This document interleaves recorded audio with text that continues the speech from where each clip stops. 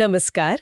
आज की इस खास चर्चा में आपका स्वागत है। नमस्कार। दुनिया तेजी से बदल रही है और भारत इस बदलते वैश्विक मंच पर आप कह सकते हैं अपनी जगह कैसे बना रहा है, यही आज हमारी पड़ताल का विषय है।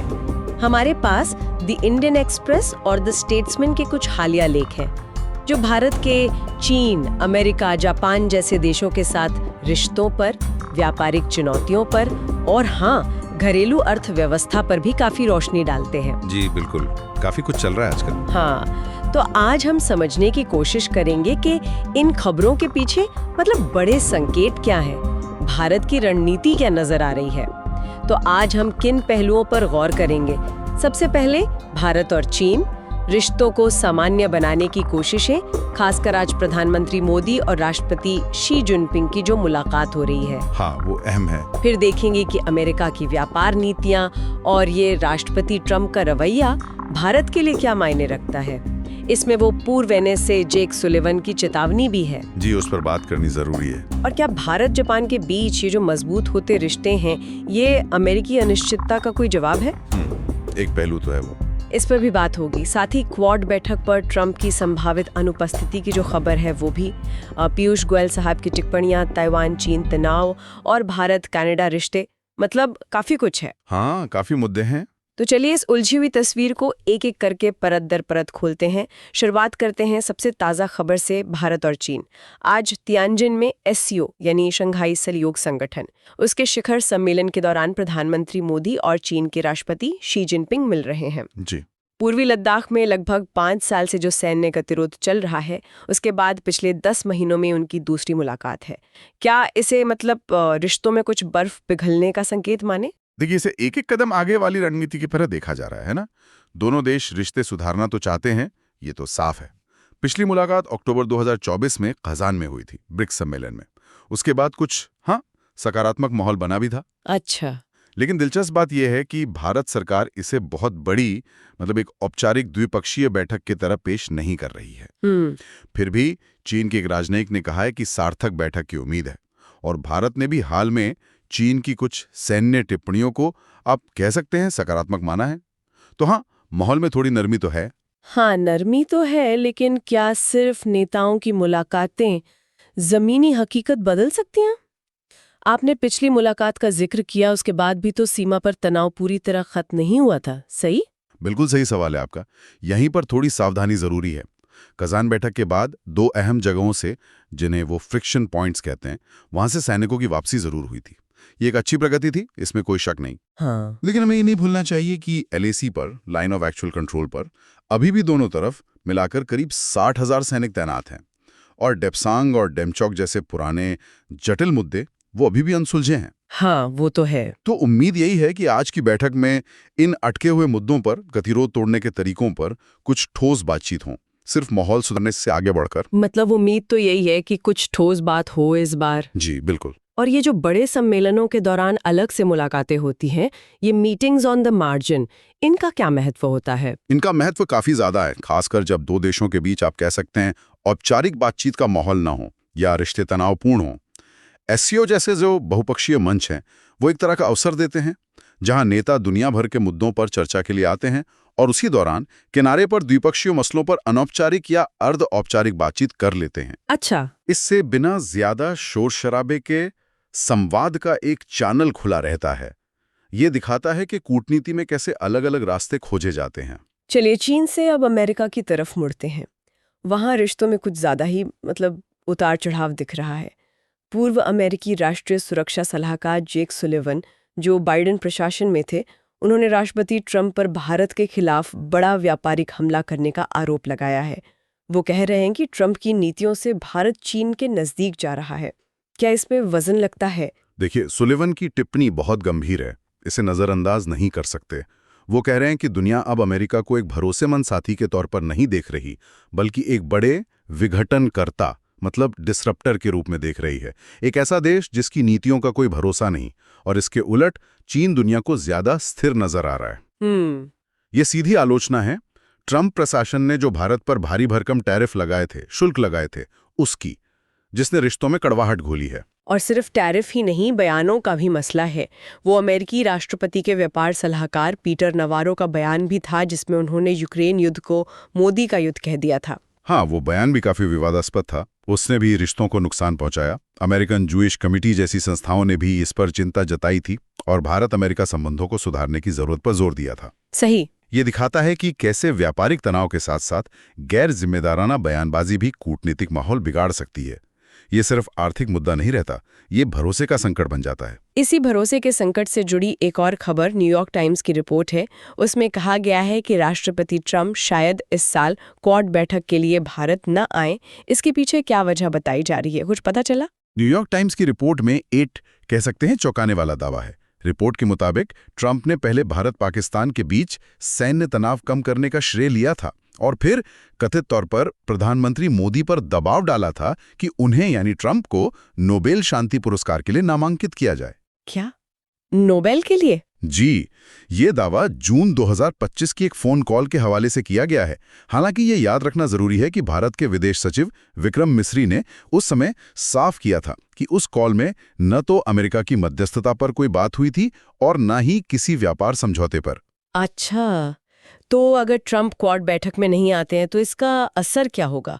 क्वाड तो भारत की विदेश नीति का एक अहम हिस्सा माना जाता है ना? बिल्कुल। ट्रंप की संभावित अनुपस्थिति क्वाड की गतिशीलता और उसके भविष्य को लेकर कई सवाल खड़े करती है। क्वाड, जिसमें भारत, अमेरिका, जापान और ऑस्ट्रेलिया हैं, वो इंडो पैसिफिक क्षेत्र में चीन के बढ़ते प्रभाव को संतुलित करने के लिए एक महत्वपूर्ण मंच है। हाँ, बिल्कुल। अगर अमेरिका का शीर्ष नेतृत्व ही इसमें पूरी दिलचस्पी नहीं दिखाता तो ये न केवल क्वाड की एकजुटता को कमजोर करेगा, बल्कि अमेरिका की एक भरोसेमंद रणनीतिक साझेदार के रूप में छवि पर भी सवाल उठाएगा। ये भारत के लिए चिंता का विषय तो जरूर होगा। तो एक तरफ अमेरिका से ये सब चल रहा है, दूसरी तरफ भारत इन चुनौतियों से खासकर व्यापार वाले मोर्चे पर कैसे निपट रहा है? वाणिज्य मंत्री पीयूष गोयल की हालिया बातें क्या संकेत दे रही हैं? पीयूष गोयल का रुख काफी आत्मविश्वास भरा लगता है। उनका कहना है कि अमेरिकी टैरिफ के बावजूद भारत का निर्यात इस वित्त वर्ष में बढ़ेगा। उन्होंने आंकड़े भी दिए कि अमेरिका को भारत जो करीब 87 अरब डॉलर का निर्यात करता है, उसमें से 46 अरब डॉलर से ज्यादा का हिस्सा टैरिफ से प्रभावित नहीं है। अच्छा। उन्होंने हाल में आई 7.5% की जीडीपी वृद्धि दर का भी हवाला दिया और भारतीय उद्योग जगत से कहा कि भाई नकारात्मक बातों पर ध्यान न दें। लेकिन उन्होंने भारतीय उद्योग जगत मतलब इंडिया इंक को लेकर एक दिलचस्प बात भी कही कि वो घरेलू बाजार के आरामदायक दायरे कोजी कंफर्ट जोन में सिमटा हुआ है और वैश्विक स्तर पर ज्यादा जोखिम नहीं ले रहा। इसका क्या मतलब समझे? ये एक बहुत महत्वपूर्ण टिप्पणी है मेरे ख्याल से। गोयल साहब का इशारा यह है कि भारत का घरेलू बाजार इतना बड़ा है कि कई भारतीय कंपनियां उसी में खुश रहती हैं। दुनिया भर में मुकाबला करने, नए बाजारों में जाने और ये जो ग्लोबल सप्लाई चेन है उसका हिस्सा बनने की महत्वाकांक्षा कम दिखाती हैं। उनका संदेश साफ है कि अब वक्त आ गया है कि भारतीय कंपनियां इस आरामदेह स्थिति से बाहर निकलें, ज्यादा प्रतिस्पर्धी बने और दुनिया के लिए उत्पादन करें। ऐसा लगता है कि सरकार एक तरफ अमेरिकी दबाव झेल रही है तो दूसरी तरफ भारतीय उद्योग को आत्मनिर्भरता के साथ साथ वैश्विक महत्वाकांक्षा के लिए भी तैयार कर रही है। क्या इसी वैश्विक महत्वाकांक्षा और अमेरिकी अनिश्चितता के बीच भारत जापान साझेदारी का महत्व बढ़ जाता है? खबरें बता रही हैं कि पिछले 2 सालों में 170 से ज्यादा MOU साइन हुए हैं और 13 अरब डॉलर से ज्यादा के निवेश का वादा है। ये तो बड़ा आंकड़ा है। निश्चित रूप से अमेरिकी नीतियों की अनिश्चितता और चीन के साथ जो तनाव है, उस माहौल में जापान के साथ भारत की गहरी होती साझेदारी एक बहुत ही महत्वपूर्ण रणनीतिक कदम है। ये सिर्फ आंकड़ों का खेल नहीं है, इसके पीछे एक सोची समझी रणनीति दिखती है। किन क्षेत्रों में ये साझेदारी खास तौर पर दिख रही है? कहाँ निवेश आ रहा है? देखिए, ये साझेदारी कई अहम क्षेत्रों में फैली हुई है जो भारत की अर्थव्यवस्था और भविष्य के लिए महत्वपूर्ण है। पहला, छोटे और मध्यम उद्यम यानी SMEs। जापानी कंपनियां और उनकी टेक्नोलॉजी भारतीय SMEs को वैश्विक मानकों तक पहुंचने और ग्लोबल सप्लाई चेन का हिस्सा बनने में मदद कर रही हैं। अच्छा, यानी मैन्युफैक्चरिंग को बढ़ावा। जी, इससे भारत की मैन्युफैक्चरिंग क्षमता और निर्यात बढ़ेगा। दूसरा, कृषि और सतत विकास। ये बहुत दिलचस्प है। जापानी निवेश सीधे भारत के गांवों तक पहुंच रहा है। जैसे सुजित्स कॉरपोरेशन है, वो इंडियन ऑयल के साथ मिलकर $395 मिलियन के निवेश से 30 बायोगैस प्लांट लगा रही है। Biogas plant? अच्छा। हाँ, इससे किसानों को पराली जैसे कृषि अवशेष बेचने से आमदनी होगी और स्वच्छ ऊर्जा भी मिलेगी। इसी तरह सुजुकी मोटर कॉरपोरेशन और राष्ट्रीय डेयरी विकास बोर्ड मिलकर डेयरी किसानों की आय बढ़ाने पर काम कर रहे हैं।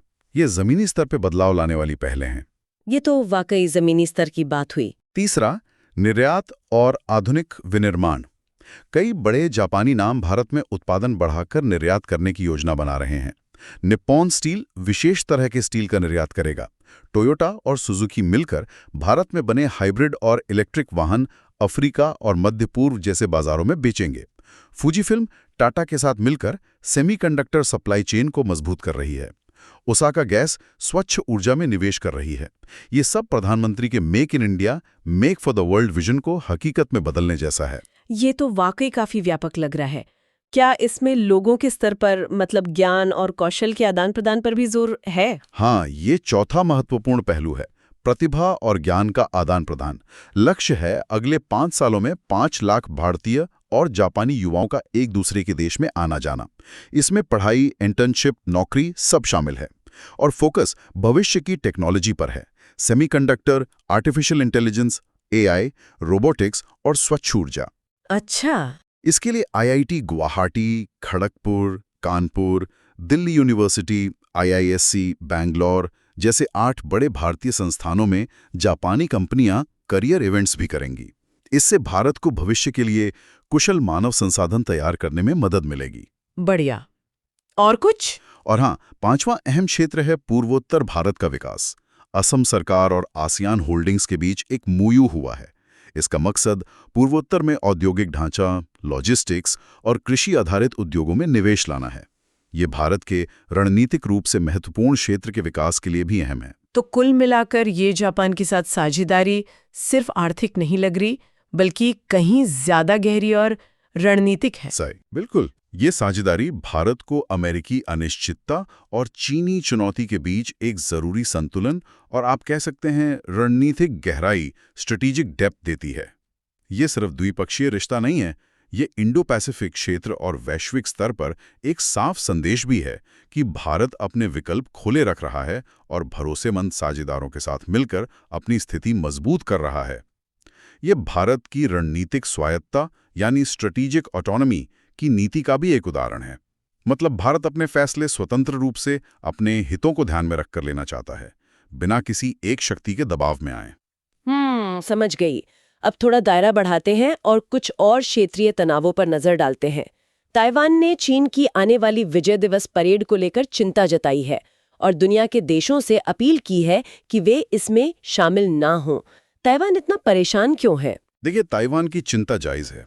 उसकी जो मुख्य भूमि मामलों की परिषद है MAC, उसका कहना है कि चीन इस तरह की परेड का इस्तेमाल अपनी सैन्य ताकत दिखाने और क्षेत्र में, खासकर ताइवान जलडमरू मध्य में, तनाव बढ़ाने के लिए करता है। अच्छा। चीन ताइवान को अपना हिस्सा मानता है और जरूरत पड़ने पर बल प्रयोग की बात भी करता है। ऐसे में जब चीन अपनी सैन्य शक्ति का प्रदर्शन करता है तो ताइवान इसे सीधे अपने लिए खतरा मानता है। वो अपनी रक्षा क्षमताएं बढ़ा रहा है, लेकिन चीन की विशाल सैन्य ताकत एक बड़ी चिंता बनी हुई है। और इस बार परेड में कौन-कौन शामिल हो रहा है? खबरें हैं कि इस बार परेड में रूस, ईरान और पाकिस्तान के नेताओं के भी शामिल होने की उम्मीद है, जो इसे और भी जटिल भू राजनीतिक रंग दे रहा है। एक तरह से चीन केंद्रित गठजोड़ दिखाने की कोशिश लग रहा है। मामला गंभीर है। और इसी बीच द स्टेट्समैन अखबार के एक संपादकीय में भारत कनाडा संबंधों के नाजुक पुनरारंभ यानी फ्रेजाइल रीसेट का जिक्र है। ये भी दिखाता है कि कूटनीति कितनी जटिल हो सकती है। हाँ, ये एक और उदाहरण है कि आज के दौर में देशों के आपसी रिश्ते कितने संवेदनशील हो सकते हैं। आपको याद होगा, पिछले साल कनाडा में एक सिख अलगाववादी नेता की हत्या के बाद भारत और कनाडा के रिश्ते बेहद खराब हो गए थे। हाँ, बिल्कुल याद है। कनाडा ने भारत पर आरोप लगाए थे, जिसे भारत ने सिरे से खारिज कर दिया था। इसके बाद दोनों देशों ने एक दूसरे के राजनयिकों को निकाल दिया था। अब दोनों देशों में नए उच्चायुक्तों की नियुक्ति हुई है, जिसे अखबार नाजुक पुनरारंभ कह रहा है। नाजुक क्यों? नाजुक इसलिए क्योंकि भरोसा पूरी तरह टूटा हुआ है और इसे दोबारा बनाने में वक्त लगेगा। दोनों तरफ अब भी शक और सतर्कता का माहौल है। ये दिखाता है कि कूटनीति में धैर्य, संवाद और सावधानी की कितनी जरूरत होती है, खासकर तब जब राष्ट्रीय हित, संप्रभुता और आंतरिक सुरक्षा जैसे मुद्दे जुड़े हों। तो आज के इस पूरी चर्चा से ये साफ है कि भारत एक बेहद जटिल वैश्विक पहेली के बीच अपना रास्ता बनाने की कोशिश कर रहा है। एक तरफ चीन के साथ वो संतुलन साधने की धीमी और सतर्क कोशिश, जी। तो दूसरी तरफ अमेरिका की अप्रत्याशित नीतियां और व्यापारिक दबाव, उनसे निपटना है। इस बीच जापान जैसे भरोसेमंद साथी के साथ रिश्ते गहरे हो रहे हैं, जो एक तरह का संतुलन देते हैं। हाँ, बिल्कुल। साथ ही कनाडा जैसे देशों के साथ भी मुश्किल और नाजुक कूटनीतिक हालात संभालने पड़ रहे हैं, और इन सब के बीच घरेलू अर्थव्यवस्था को मजबूत बनाए रखने और इंडिया इंक को वैश्विक मंच पर ले जाने की चुनौती भी है। बिल्कुल। ये सारी कड़ियां जोड़कर देखें तो एक बड़ी तस्वीर उभरती है। दुनिया वाकई एक बहुध्रुवीय व्यवस्था, जिसे मल्टीपोलर वर्ल्ड ऑर्डर कहते हैं, उसकी तरफ बढ़ रही है। लेकिन ये बदलाव बहुत उथल-पुथल भरा है। कोई एक सुपर पावर हावी नहीं है, और विभिन्न देश अपने अपने हितों के हिसाब से गठबंधन बना और बिगाड़ रहे हैं।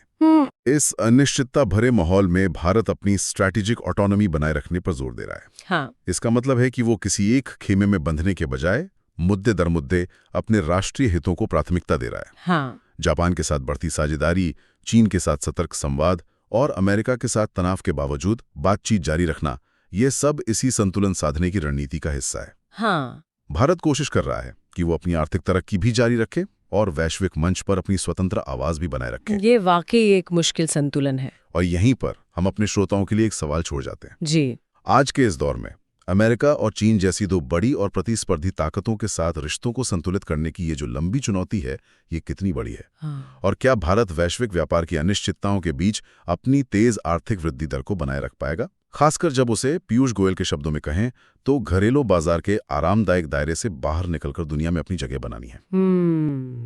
सोचने वाली बात है। इन सवालों पर जरूर सोचिएगा। अगली बार फिर मिलेंगे एक और अहम विषय पर ऐसी ही गहन चर्चा के साथ। जरूर। नमस्कार। नमस्कार।